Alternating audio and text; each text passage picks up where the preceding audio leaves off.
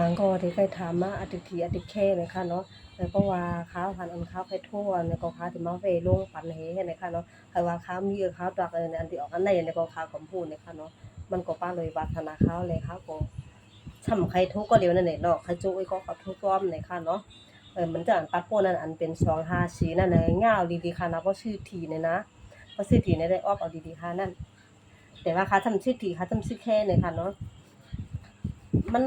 คือไหนที่ในคาเดมบ่สิทีนี่มันไกลความกว่ากาของมันได้ซื้อเนี่ยก็สิแค่เอาไงก็สิแค่ได้ก็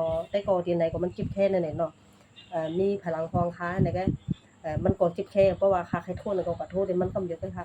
บ่เป็นทีนะครับลูกว่าหน้ากากได้ในคันนี้เพราะค่าสิทีได้เมื่อวันนั้นได้ใครว่าเลยกินโจแต่งก็หาก็ฮู้ค่ะเนาะมันดีออกหังแหมอันเป็นปิจาเครือนั่นแหละ บ่ว่าก็ไปไล่ติดตามหนูก็ติดตามมันค่ะนะมันลงหมานตาเสค่ะ2ตัว3ตัว2ตัว3ตัวnàyใจตัว